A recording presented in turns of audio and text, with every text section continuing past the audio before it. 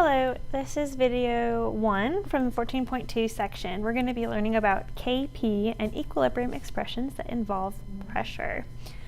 So far we've learned about K, which can also be called Kc or Keq, and this is what you get if you have the equilibrium expression and you plug all the equilibrium molarities into it.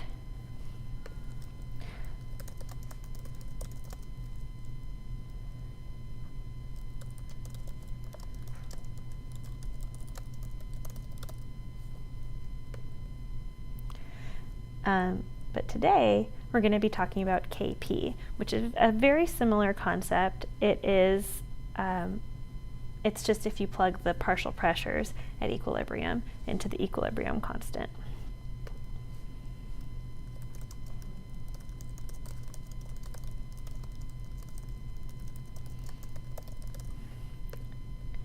So all that stuff we learned about K, that applies here. In that Kp is always positive, although it can be very small or very large. Kp is constant for a given reaction at a given temperature, and it's really a very similar thing as Kc. The only difference is we're plugging the pressures into the equilibrium expression rather than the molarities. The only kind of weird thing about Kp is we only use it for gases. So whereas solutions and gases have concentrations in moles per liter, gases have pressure and solutions don't. So Kp can only work in certain circumstances. Let's look at an example comparing K and Kp.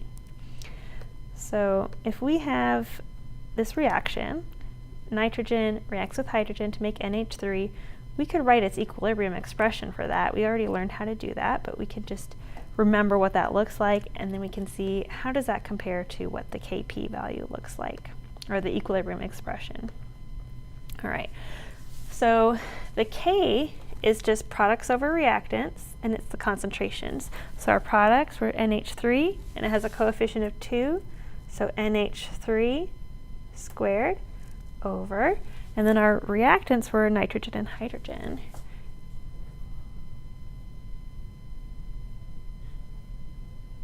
Now, nitrogen had no coefficient, but hydrogen has a coefficient of 3. Now these are all gases, so we could use a Kp expression for this in pretty much the same way. The only difference is, instead of molarities, we're using pressures. And just to remind you, whenever you do these little square bracket things, that means molarity, moles per liter. If we want partial pressure, the symbol for that is the capital P with the subscript of whatever your substance is.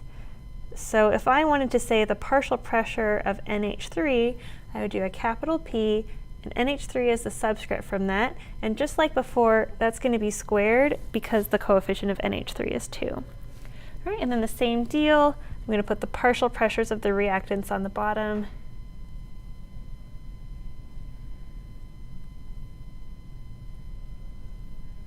And just like before, the coefficients become exponents. So it's the same thing, really. The only difference is, are you writing the symbols in square brackets, or are you writing them in round parentheses with capital P's and then they're down as a subscript? And it might seem like, it doesn't make a difference, but this is something you need to know how to do. You need to be able to write it the correct way. This is how the AP exam graders are going to expect you to write these expressions. And the reason that there's a difference is here we're plugging in molarities, here we're plugging in partial pressures, and the numerical values for those are going to be different, so it does matter how you write it. All right, let's do an example. Calculate Kp if the equilibrium pressures are as follows. All right, we can do that. We know the Kp expression. We just wrote it on the previous page. It's the same equations from the previous page. It's just the products over reactants.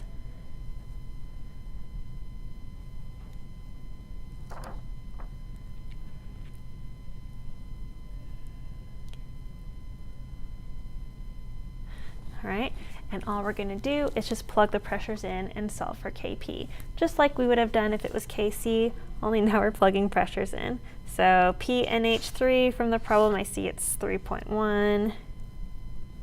That's squared over 85 times 0.31 cubed. Be extremely careful with your order of operations. Only the 0.31 gets cubed, not the whole bottom part. Practice putting it in your calculator. You should get 3.8. So does that answer make sense? Well, we're expecting a positive value, so that's good. And so far, that's all we can really say. If it's positive, so far so good, because it can be really large or really small, and we haven't learned about what that means yet. All right, but here's another question. Which pressure units can I plug into a Kp expression? So here everything was in atmospheres and I just plugged them in without really talking about it. But is that okay? The answer is you can use any pressure units as long as they all match each other. So they could all be atmospheres, all millimeters mercury, all kilopascals. Doesn't matter as long as they match.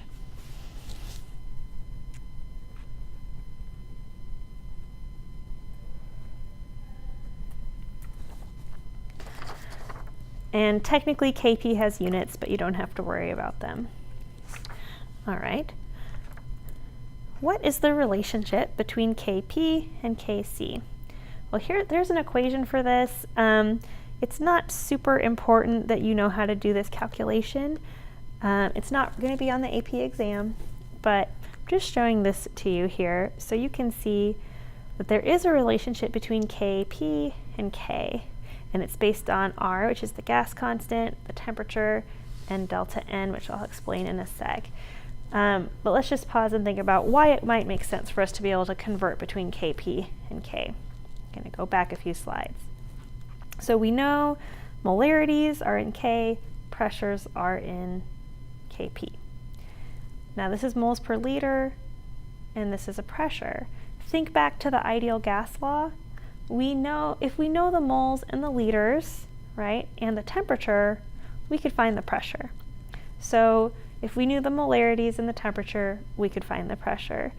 If we're converting all the molarities into pressures, we're going to end up with the same ratio going through for the most part. So it makes sense that K and Kp aren't completely different values. They don't mean completely different things. They don't come from different sources. We're all just talking about how much we have of each reactant, whether we're expressing it as a molarity or as a pressure. So it makes sense that we'd be able to convert between one and the other. I'm going to go ahead and tell you what these stand for. Kp, right? Well, Kp and K we already talked about in the previous slide. It's the equilibrium expression, or the equilibrium constant with pressure, equilibrium constant with molarities.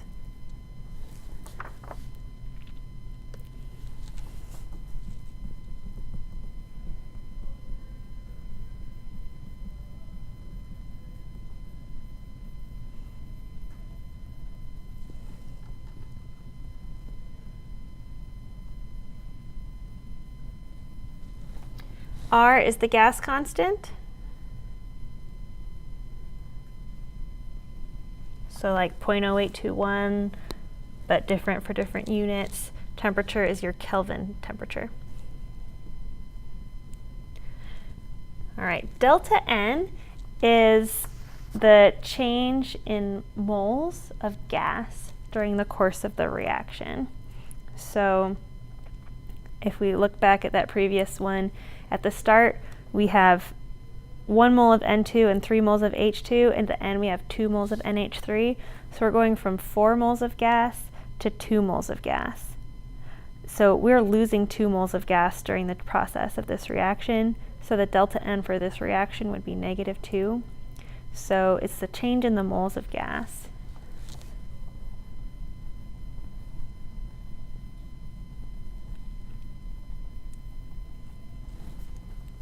All right.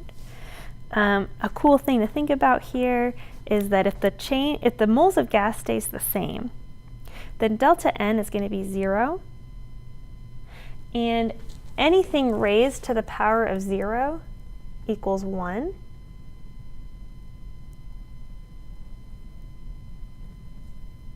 So in other words, if we have the same moles of gas at the beginning and end, then Kp is going to be equal to K. If the moles of gas changes, then Kp would not be equal to K. You could use this equation to convert between the two, but again, you will not need to do that on the AP exam. So here's our example. Does Kp equal Kc in this reaction? The answer is no. And that's because delta N is equal to -2. If delta N was 0, they'd be equal, but it's not, so they're not. All right. Quick, one last little thing here is this concept of heterogeneous equilibria. So far, we've only been looking at homogeneous equilibrium, or homogeneous equilibria, where all of the substances are in the same phase, like they're all gases or they're all aqueous.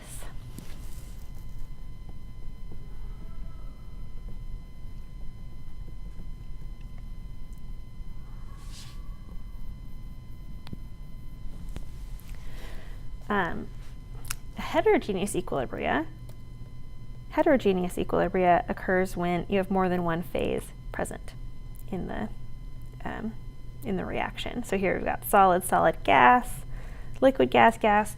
The chemicals have different phases. That's called heterogeneous equilibria.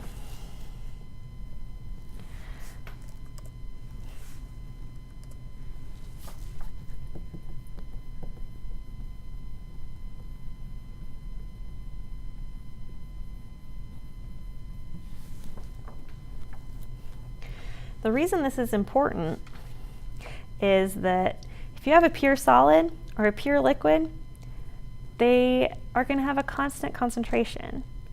So it doesn't make sense to include them in our equilibrium expression because they're not going to be changing. So they're not going to increase or decrease, so they're just not part of it. So whereas aqueous solutions can change their concentration, and also gases can change their concentration. Solids and liquids cannot change their concentration. Okay, so what's in the expression? Well, if you have Kc or Keq, right, plain K, K is going to have aqueous and gas. And as we mentioned previously, if you have Kp, it's only going to have gas in the expression, right? What's not in the expression? Well, solid and liquid, and they're never in the expression.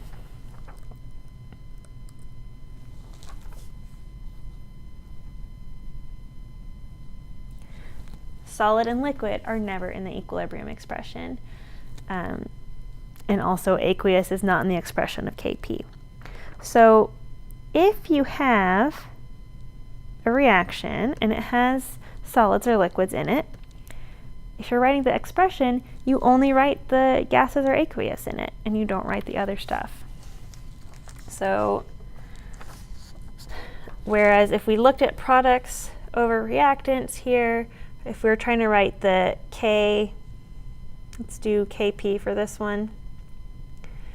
Well, it's going to be products over reactants, but since this water is a liquid, we're not going to include it in our Kp. So we're only going to have the products that are gases, and if it's products over reactants and there's no reactants, then it's just the products and it's not over anything.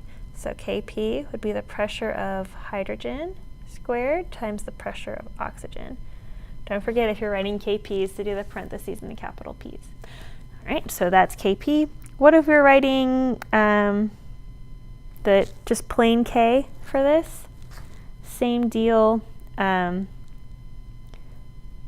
the second one. If we wanted to write plain K, same deal where if you have a solid, it's not going to be included, but gas can be included in K.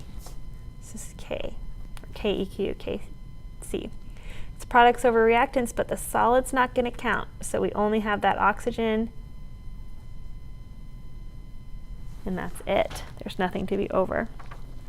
If you had a situation where you only had a reactant and no products that were crossed out, you'd have to do like 1 over that. So like, let's say I had 2A as a gas in equilibrium with 3B as a solid.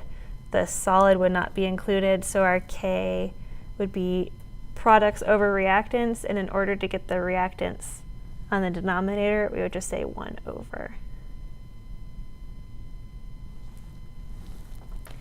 All right, so it's just important to realize that if you're writing equilibrium expressions and you have solids or liquids, you just don't include them in the expression. And the reasoning behind that, again, is that they never change their concentration, so they're not involved in the expression.